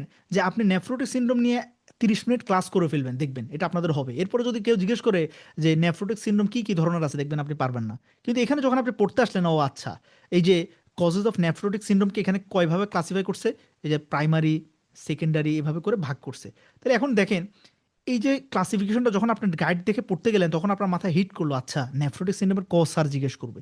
তাহলে আমি কি করলাম, আমি এটা এখান থেকে না পড়লে দেখেন এই যে নেফ্রোটিক সিনড্রোমের যে কজগুলো, আমি এই বক্সটা এখানে একটু অ্যাটাচ করে দিলাম। মানে গাইডের সাথে, গাইডে এখানে যে কজগুলো লিখছে, এখানে ওরা হ্যাপহ্যাজার্ডলি লিখছে। আমরা কি করলাম, ডেভিডসনে এই বক্সটা আছে, তো এই বক্সটা আমি এখানে নিয়ে আসলাম, তাহলে এটা আমার লাইফ টাইম আমি সবসময় এটাই পড়লাম এই যে, তাহলে আমাকে যদি স্যারের নেফ্রোটিক সিন্ড্রোমের কজ বলে, তাহলে নেফ্রোটিক সিন্ড্রোমের কজ কি কি আছে? Minimal change disease, PSGN, membranous nephropathy, amyloid, diabetic nephropathy, ঠিক আছে? এটা যেমন দেখেন এখানে অনেক কয়েকটা মিস দিয়ে ফেলছে, ওরা লেখে নাই, এই যে অ্যামাইলয়েডটা লেখে নাই। তাহলে আপনি এখানে একটু অ্যামাইলয়েডটা লিখে দেন, অ্যামাইলয়েড নেফ্রোপ্যাথি একটু লিখে দেন, ডায়াবেটিক নেফ্রোপ্যাথি একটু লিখে দেন, ঠিক আছে? সো এভাবে অ্যাটাচ লিখে দিবেন, অর্থাৎ এডিটটা এভাবে করতে হবে। তারপরে দেখেন এগুলো নিয়ে আমার হেডেক না, আমি এগুলো পড়বো না, বাদ। তারপর এই যে প্রশ্নটা দেখেন, প্রত্যেকটা মানে গাইডের দেখবেন একটা প্রশ্ন হচ্ছে খুব ভালো করে লেখা থাকে, ওইটা ভালো করে সেট করতে হবে। যেমন এই যে এই right down the diagnosis of nephrotic syndrome এবং এটা কিভাবে ম্যানেজ করবেন সেটা। তাহলে এই যে সিমটম, তাহলে সিমটমগুলো পড়ার সময় দেখেন এখানে ওরা লিখছে generalize swelling of the body, weakness, ঠিক আছে, সামটাইমস রেসপিরেটরি ডিস্ট্রেস, তাহলে একটু ব্র্যাকেটে লিখে রাখেন ডিউ টু প্লুরাল ইফিউশন। হ্যাঁ, তাহলে আপনার ওইটা মাথায় থাকলো যে গেল এটা। ওকে, তারপরে এটা তো আগে লিখছেন, তাহলে এটা এখানে আর লেখার দরকার নেই। তারপরে এখান থেকে আপনি একটু দাগান যে আমি কোনটা কোনটা লিখবো, যেমন জেনারেল এক্সামিনেশন আমি সব লিখবো না, আমি জাস্ট লিখবো যে পেরি অরবিটাল এডিমা দেন জেনারেলাইজ, এভাবে একটু দাগানো, তারপর ছোট ছোট করে কিছু লেখা, একটু লিখে ফেলা গেল। তারপর আসেন ইনভেস্টিগেশন। দেখেন এই যে ইনভেস্টিগেশনে ওখানে আমরা কি করলাম, প্রোটিনিউরিয়া ওরা লিখলো, ওকে, তারপর হায়ালিন কাস্ট লিখলো। তো হায়ালিন কাস্টটা কেন হয় একটু আপনি ছোট করে লেখেন, ডিউ টু প্রোটিনিউরিয়া। তারপরে পিসিআর ভ্যালু কত, এসিআর ভ্যালু কত, এটা লেকচারে পড়াচ্ছি, এটা এখানে ছোট করে একটু লিখে দেন, তাহলে আমি এখানে অ্যাটাচ করে দিছি, তাহলে আপনি এটা হাতে লিখবেন আর কি, ঠিক আছে? এই তারপরে দেখেন এই যে এক্সট্রা ইনফরমেশনগুলো এই যে লিখলাম, এগুলো হচ্ছে আপনার লেখা। তাহলে দেখেন এই যে একটা গাইডকে আপনি যখন এডিট করলেন, তাহলে এটা কি আর গাইড থাকবে? গাইড থাকবে না, এটা আপনার নোট বই হয়ে গেল। এবং এইটা নোট বই হওয়ার সুবিধা কি, দেখেন এতগুলো ইনফরমেশন যখন আপনি গাইডে ছোট ছোট করে লিখবেন, এই গাইডটা পড়লে আপনার রিটেন হয়ে যাচ্ছে, এই গাইডটা পড়লে আপনার ভাইবা হয়ে যাচ্ছে। কারণ আপনি তো ডেভিডসন পড়ে ভাইবা দিতে যাওয়া খুবই টাফ, এটা আসলে সবাই পারবে না। দেখা যাচ্ছে 100 জনের মধ্যে 10 জন পারবে, কিন্তু আমার তো পাশ করাইতে হবে 100 জনকে, তাহলে ওই ওই জন্য আমরা এইভাবে বলি। সো গাইডটাকে নিজের মতো করে রেডি করবেন। তারপরে দেখেন এই যে আমি আপনাদেরকে এই যে গাইডের মধ্যে একটা ছোট ডায়েরি পেজে লিখে যে যদি সময় থাকে এই ইনভেস্টিগেশনগুলো একটু লেখেন। অর্থাৎ দেখেন গাইডের মধ্যে ওরা জাস্ট খুব সুপারফিশিয়ালি ওরা কি করলো, ওরা ইউরিনারি ফাইন্ডিং দিল, সিরাম ফাইন্ডিং দিল, রেনাল বায়োপসি দিল। তো রেনাল বায়োপসির মধ্যে ওরা আবার একটা হাইলাইট করে না, কিন্তু ডেভিডসন বারবার বলছে লাইট মাইক্রোস্কোপি, ইলেকট্রন মাইক্রোস্কোপি, তাহলে এটা একটু যদি আপনি লিখে রাখেন ভালো না? এই যে এখানে কি হয়, মিনিমাল চেঞ্জ ডিজিজে ফিউশন অফ পোডোসাইট হয়, মেমব্রেনাস নেফ্রোপ্যাথিতে থিকেন ক্যাপিলারি লুপ হয়। এটা তো সারা ভাইবাতে জিজ্ঞেস করে যে ক্যাপিলারি লুপ কোনটা, কোন ধরনের নেফ্রোটিকে পাবা। তাহলে আপনি যদি একটু লেকচার করার পরে গাইডে একটু লিখে রাখেন, তাহলে আপনার মাথাতে এটা হিট করবে। এবং ডেভিডসন পড়ার পরে আপনার তো মনে থাকে কম, কারণ ইনফরমেশনগুলো সব গল্পের মতো। কিন্তু যখন গাইডটাকে পড়ার সময় আপনি এই ইনফরমেশনগুলো লিখবেন, তখন অনেক বেশি ব্রেইন স্টর্মিং হয়। এই কারণে বলি এই কাজটা আপনাকেই করতে হবে, তখন আপনি দেখবেন খুব ভালো ডেলিভারি করতে পারবেন। হ্যাঁ, পাশাপাশি এই যে এক্সট্রা ইনফরমেশনগুলো একটু লিখে রাখলাম যে আর কি কি ইনভেস্টিগেশন আমরা করতে পারি। এই যে এই বক্সটা সময় থাকলে লিখবেন, না হলে লেখা দরকার নাই। এই যে এরকম এটা আপনার মতো করে আপনি নিজেকে মানে প্রিপেয়ার করবেন। তারপরে দেখেন ট্রিটমেন্ট, ট্রিটমেন্টের ক্ষেত্রে দেখেন খুব ইম্পর্টেন্ট একটা ট্রিটমেন্ট ওরা গাইড এখানে লেখে নাই। এই যে আমরা এখানে প্রোটিনিউরিয়া কমানোর জন্য এসি ইনহিবিটর অথবা এআরবি দিই, এই যে টু রিডিউস প্রোটিনিউরিয়া, এবং এটা না লিখলে স্যার অনেক মাইন্ড করে। তো এই ইনফরমেশনটা আমি আপনাকে লেকচারে পড়াইছি, আপনার গাইডে ছোট করে একটু লিখে দেন যে AC or ARB, to reduce proteinuria. তাহলে হচ্ছে অর্থাৎ আমি আপনাকে এখন দেখাচ্ছি যে গাইডটাকে আপনারা কিভাবে রেডি করবেন। অর্থাৎ গাইডের মধ্যে আপনি জেনেটিক মিউটেশন করতেছেন, গাইডটা এতক্ষণ ছিল গাইড, কিন্তু জেনেটিক মিউটেশন করার পর এটা হয়ে যাবে আপনার নোট বই, তখন এটাকে আর কেউ এটাকে ক্রিটিসাইজ করতে পারবে না।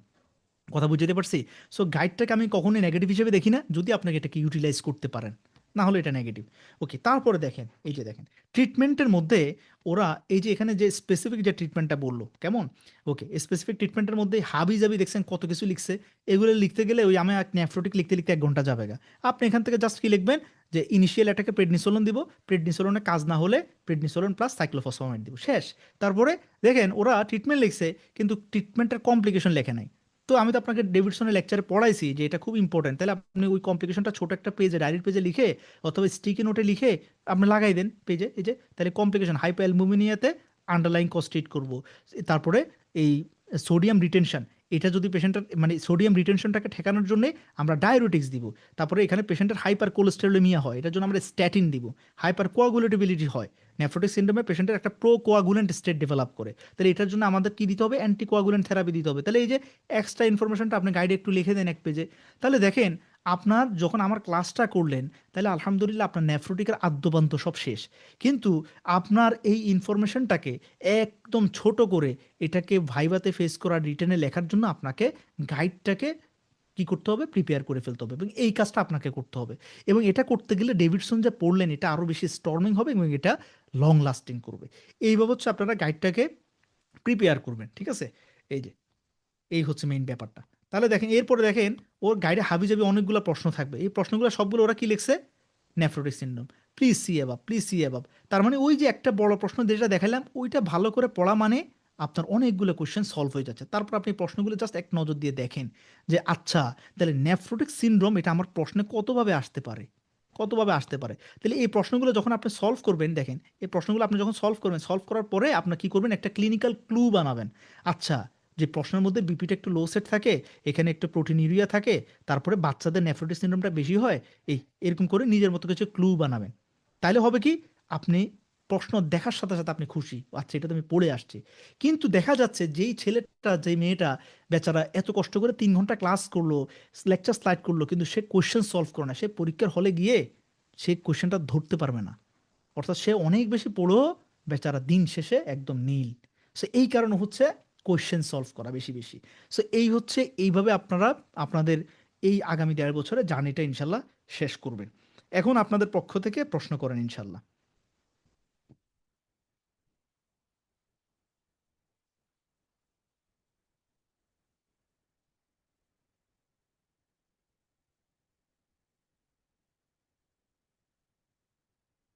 কারোর প্রশ্ন আছে?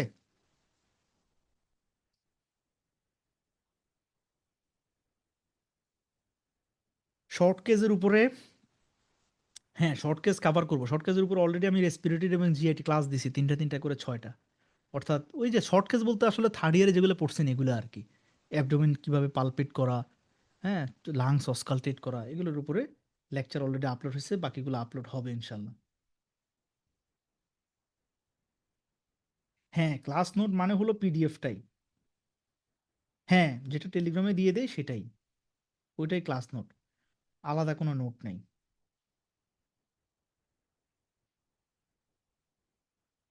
হ্যাঁ, আরেকজন ভালো প্রশ্ন করছেন, আরেকজন ভালো প্রশ্ন করছেন, সেটা হলো ডেইলি কি লেকচার বেসড পড়বো নাকি ওয়ার্ড বেসড। সেটা হলো আসলে লেকচার বেসড পড়াটা ভালো, লেকচার বেসড পড়বেন, লেকচার বেসড।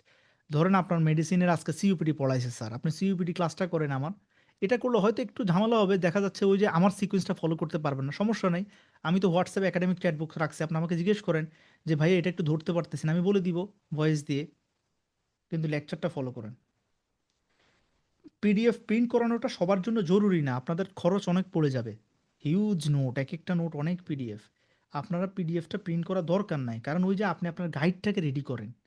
আপনার আমার পিডিএফ প্রিন্ট না করে আপনি যেটা করবেন, আমার লেকচারটা করার শেষে আপনার গাইডটাকে রেডি করে ফেললে, এখন যেভাবে দেখালাম, তাহলে আর প্রিন্ট করা প্রয়োজন না ইনশাল্লাহ। হ্যাঁ হ্যাঁ, ক্লাস করার সময় গাইডে লিখে ফেলবেন। গুড। ওসমান এই প্রশ্নটা বলছে, এটা একটা ভালো, মানে গাইড মানে বুঝছেন তো, এটাকে আর গাইড বলবেন না, আমি এটাকে তো গাইডই বলতাম না, আমি নোট বানাই ফেলতাম আমার গাইড দেখার পরে, মানে আর কেউ এটাকে ইয়ে করতো না। স্ক্রিন পেডে থাকে, এগুলো নিয়ে ক্লাস নিলে ভালো হয়। হ্যাঁ ক্লাস নিব, নিচ্ছি, পেডি পেডি নোট করতেছি, পেডি নোট করতেছি আমি। আর এই পেডিটাই একটু ভাস্ট, স্ক্রিন সাইকেতে এগুলো ইনশাল্লাহ, এগুলোতে খুব বেশি বেসিকের ব্যাপারও নাই, এগুলো খুব এক্সাম ওরিয়েন্টেড পড়াবো। সো এগুলো ক্লাস খুব দ্রুত শেষ হয়ে যাবে ইনশাল্লাহ। টার্গেট হচ্ছে আমার ফেব্রুয়ারির মধ্যে পেডি এবং এই ইয়েটা শেষ করে ফেলা, স্কিনটা শেষ করে ফেলা। হ্যাঁ আবদুল্লাহ ও আচ্ছা, একটা কথা ভুলে গেছি, ভালো প্রশ্ন করছেন। আবদুল্লাহ শর্টকেস বইটাও কিনবেন, কেন কিনবেন বলি। কারণ আবদুল্লাহ শর্টকেস থেকে আপনাকে স্যারে ওই যে ক্রস কোয়েশ্চেন গুলো করবে। ধরেন আপনাকে বললো লিভার পালপেট করো, লিভার পালপেট করার পরে স্যার জিজ্ঞেস করবে যে what are the causes of hepatomegaly, what are the causes of splenomegaly, what are the causes of ascites, তো এই ক্রস কোয়েশ্চেন গুলো ওখান থেকে পড়তে হবে।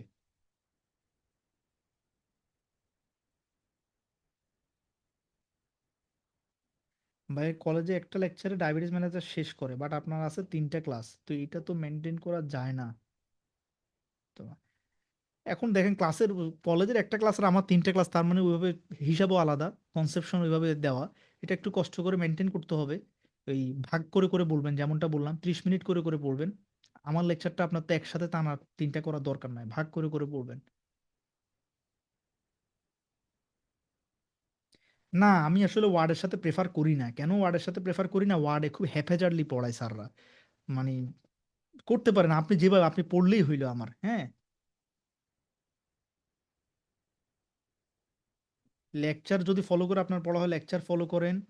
ওয়ার্ড করে পড়াইলে ওয়ার্ড, কিন্তু লেকচার করলে একটু ভালো হয় আর কি। লেকচারে তো খুব গোছানোভাবে পড়ায় স্যাররা, ধরেন আজকে সিইউবিডি শেষ করাই দিল, আজকে আর এ পড়াইলো, ওই দিন হচ্ছে সিএলডি পড়াইলো, এরকম হয় আর কি।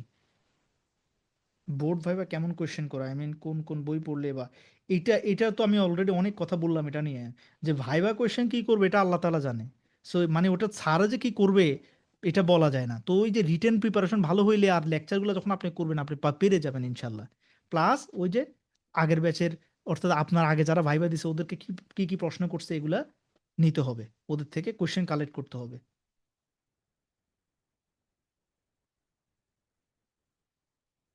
আচ্ছা, আমি ফিল্ড মেডিসিনের ক্লাস সিকোয়েন্সের একটা সিকোয়েন্স দিয়ে দিব আপনাদেরকে ইনশাল্লাহ।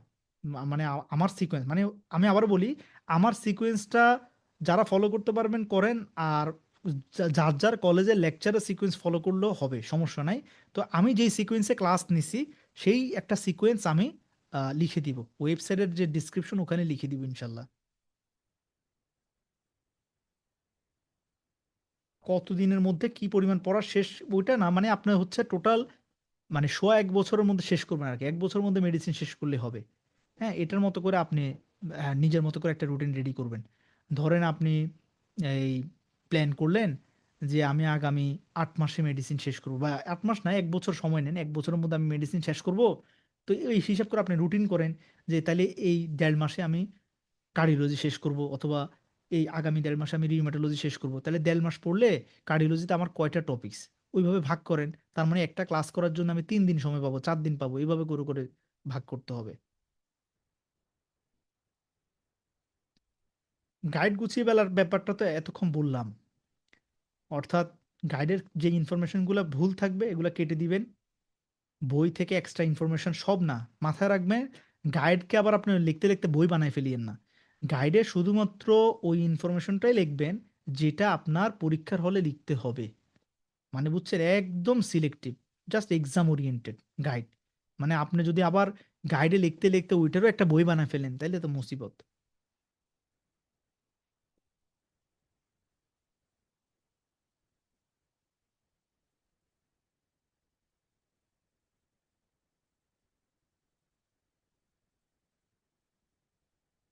আমার ক্লাসের কোনো ব্যাখ্যা আপনারা ডেভিডসনে অ্যাড করিয়েন না, কারণ এই ওই যে যে প্রশ্ন করছেন লাবিবা মনে হয়।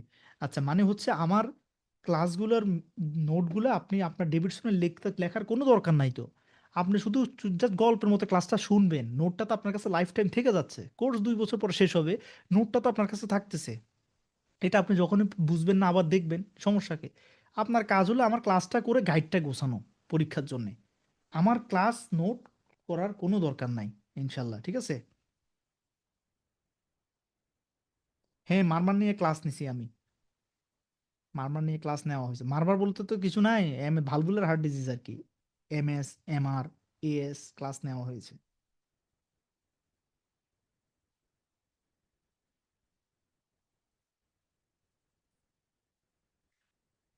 আচ্ছা, একজন প্রশ্ন করছেন যে ওয়াইফাই, তারপরে কি অফলাইন অ্যাপস, আসলে এটা তো মেডিভার্স পলিসি, এটাতে তো আর আমার হাত দেওয়ার কিছু নাই।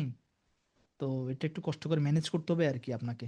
ওয়াইফাইটা আপনারা, এক্সটেন্ডার আছে অনেক, যে এগুলো লাগালে মানে হলে তো দেখা যায় একটা ওয়াইফাই দিয়ে 2-3 রুম ইউজ করে।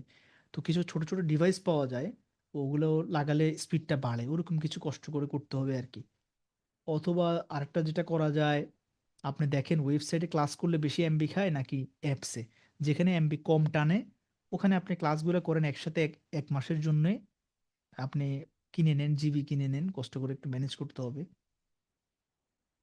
ইসিজি এক্সরে একদম সিলেক্টিভ পড়াবো, একদম সিলেক্টিভ, যেমন ইসিজি থেকে এমআই, তারপরে হার্ট ব্লক, হ্যাঁ, তারপরে এসভিটি, এলবিবি, আরবিবি, এগুলা, ঠিক আছে, এগুলা পড়াই দিব আর কি। মানে জাস্ট ওই যে যেগুলো ভাইবা বোর্ড শুরু হবে যেটা দিয়ে, ইসিজি থেকে এরকম 5-6টা নিয়ে একটা ক্লাস নিব।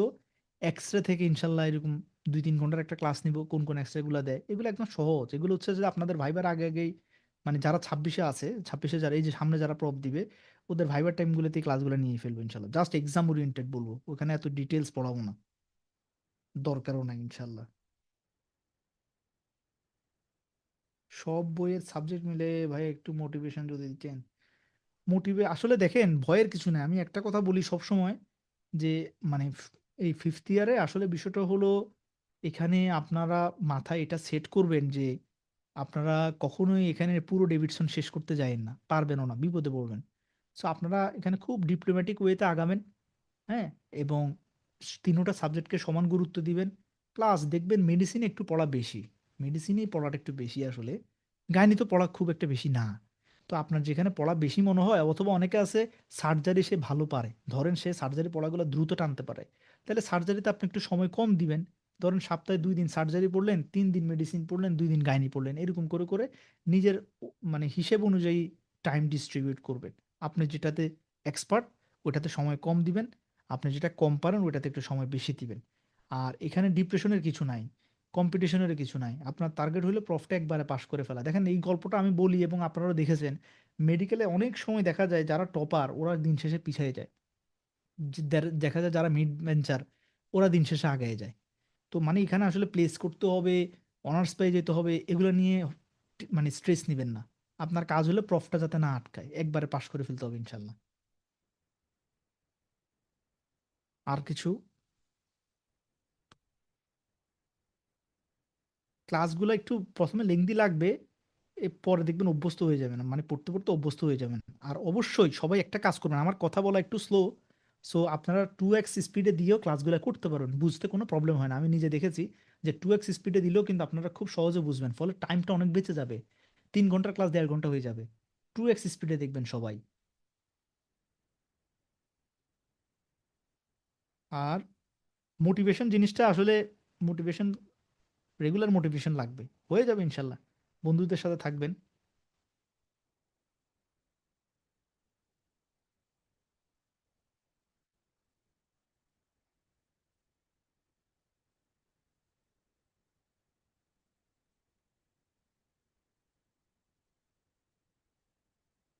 আচ্ছা, ইন্ডেক্সের যে বিষয়টা ওটা তো লেকচারের দেখি আছে, এটা করার চেষ্টা করবো ইনশাল্লাহ। ওটা তো মনে লেকচারে বলে দিই, তো শুরু করার আগেই তো বলি যে আজকে আমরা এটা পড়বো, এরকম তো বলি।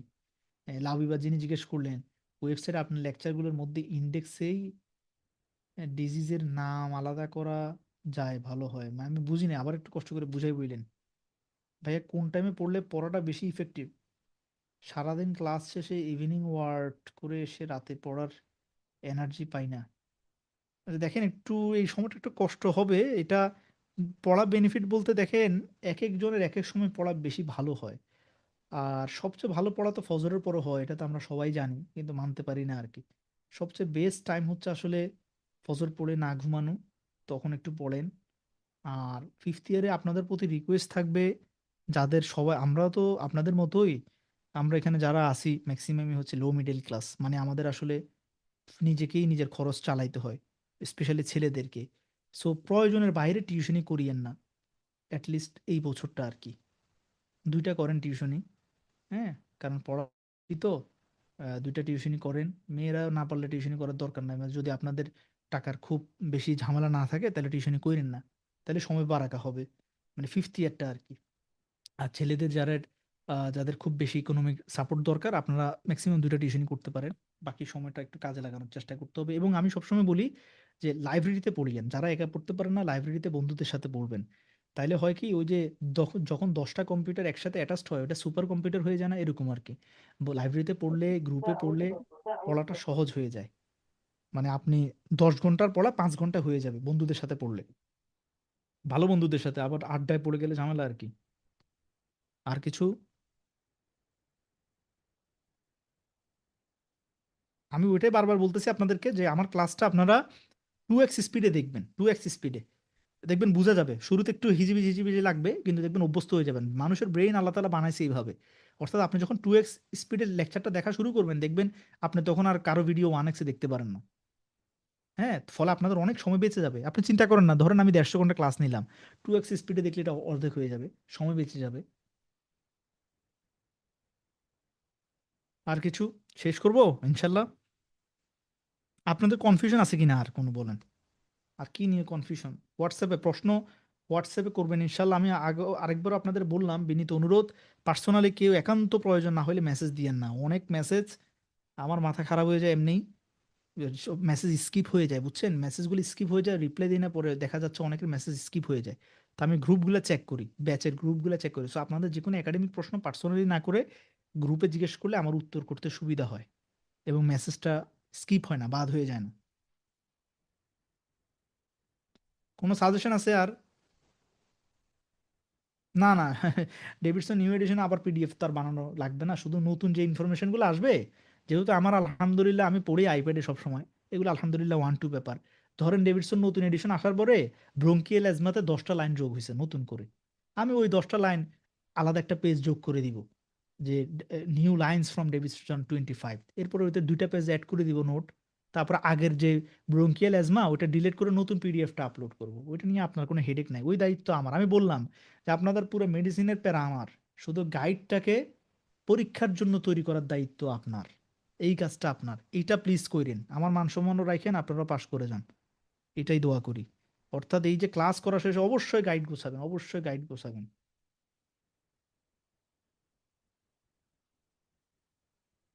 হ্যাঁ, ইনশাল্লাহ ইনশাল্লাহ চেষ্টা করতে থাকেন, আপনারা পারবেন। আমার শুধু টেনশন হচ্ছে রকেটকে নিয়ে আর কি। আর আমিও তো সবসময় রকেট না, রকেটের গতিতে চলে ওরা।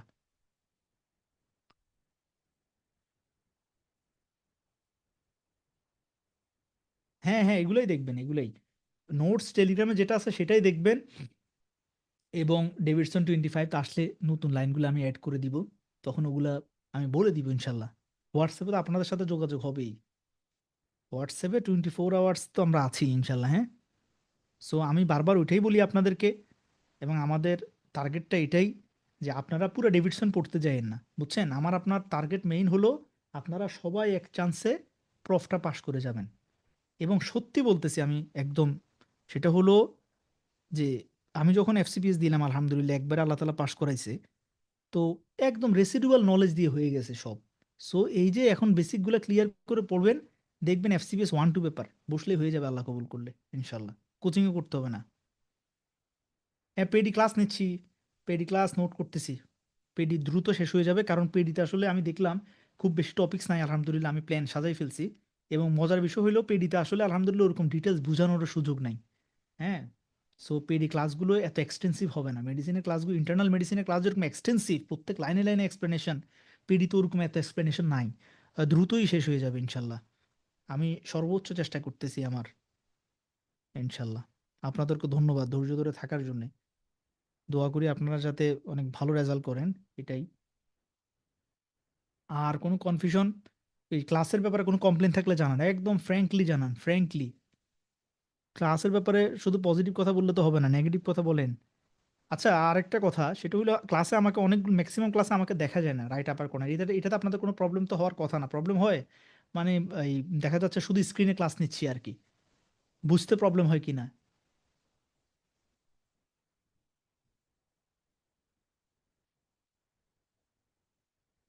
হ্যাঁ আলহামদুলিল্লাহ, ঠিক আছে, গুড। কারণ ওই যে স্ক্রিনে পড়াইতে গেলে, উপরে দেখাইতে গেলে আবার ওটা হচ্ছে ভিডিও সাইজগুলো অনেক বড় হয়ে যায়। আলহামদুলিল্লাহ, গুড। 2টা ভিডিও করে যখন ভিডিওটা বানাইতে যাই তখন এক একটা ভিডিও অনেক বড় হয়ে যায়, প্রায় 7-8 জিবি হয়ে যায়। রেকর্ডেড ক্লাস করতে কোনো প্রবলেম হয়? রেকর্ডেড ক্লাস আমার কেন জানি সবসময় রেকর্ডেড ক্লাস ভালো লাগে, রেকর্ডেড ক্লাসে কোয়ালিটি ভালো দেওয়া যায়। ক্লাসে অ্যান্ড্রু কাইন পড়াচ্ছে, এটা কিভাবে ম্যানেজ করবো? আচ্ছা, আমি একটা সহজ হিসাব বলে দিই আপনাদের জন্য, একটা সহজ হিসাব বলি, প্যারা নিয়েন না। ধরেন আপনার ক্লাসে আজকে স্যারে পড়াইলো হাইপোথাইরয়েডিজম, ধরেন আপনি আমার ক্লাস খুলে হাইপোথাইরয়েডিজম পড়ে ফেলেন।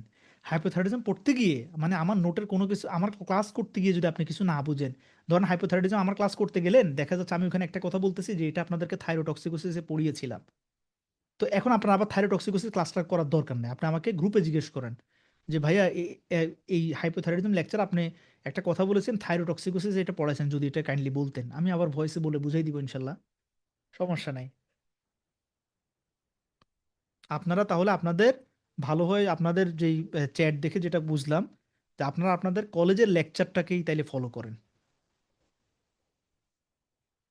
কলেজে যেদিন যেই টপিকস পড়ায় ওই দিন ওইটা পড়ে ফেলেন, তাহলে ভালো হয়। কারণ কলেজে ওই স্লাইড পড়ানোর সময় স্যাররা আপনাদেরকে কিন্তু ভাইবা টাচ দেয়। স্যারদের লেকচারগুলো বোরিং হইলেও এই কারণেই করতে বলি সব সময়, কারণ স্যারের ক্লাসে তো আপনি প্রশ্ন পাবেন, যেমন আমি সিওপিডি নিয়ে আপনাকে অনেক কথা বলবো, কিন্তু স্যার বলবে যে এটা আমি ভাইভাতে ধরি, এটা স্যাররা ধরে, এটা এক্সটার্নালে ধরে। তাহলে ক্লাসে যারা মনোযোগী থাকে এটা একটা লাভ, প্লাস ক্লাসে যারা রেগুলার থাকে স্যাররা ওনাদেরকে চিনে। তখন দেখা যাচ্ছে আপনি এরিয়া করলেন, এই ভাইভাতে বসলেন, ইন্টারনাল বলছে স্যার ওই ছেলেটা তো অনেক ভালো, মেয়েটা তো অনেক ভালো, ও প্রতিদিন ক্লাস করে। এই এক কথায় তো আপনি পাস নিশ্চিত হয়ে গেছে আল্লাহ দিলে। এই কারণে মাইকেল হওয়া যাবে না আর কি, মাঝে মাঝে আতেল হইতে হবে। আর শেষ করবো ইনশাল্লাহ।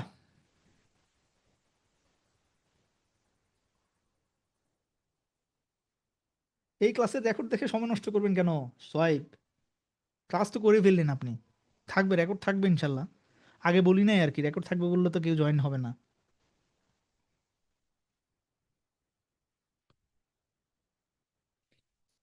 আচ্ছা তাইলে আমি মনে হয় বিসমিল্লাহ করে শেষ করি। আর হচ্ছে সবার জন্য দোয়া ইনশাল্লাহ, আমার জন্য দোয়া করেন আল্লাহ তাআলা যেন। হ্যাঁ ক্লাস রেকর্ড থাকবে ভাইয়া, আপনি দেখে নিয়েন, সমস্যা নাই সোয়াইব, দেখে নিয়েন।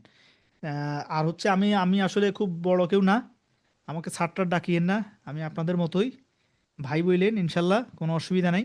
তাইলে হলো এই পড়াশোনা করেন ভালো করে, এই শুরু থেকেই খুব বেশি স্ট্রেস নিয়েন না, অর্থাৎ শুরুতে খরগোশের মতো দৌড়াবেন পরে কচ্ছপ হয়ে যাবেন, এটা করেন না, শুরু থেকে কচ্ছপ হন, কিন্তু টানা দৌড়াইতে থাকেন, তাইলে রেসে জিতবেন ইনশাল্লাহ, ওইটাই।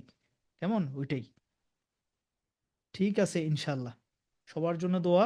কোনো ঝামেলা হলে গ্রুপে জিজ্ঞেস করেন, আর কোনো ক্লাসে কোনো প্রবলেম হলে বুঝতে আমাকে জিজ্ঞেস করবেন, ইনশাল্লাহ আমি সর্বোচ্চ চেষ্টা করব। আমার জন্য দোয়া করিয়েন। ঠিক আছে, আসসালামু আলাইকুম রহমতুল্লাহ।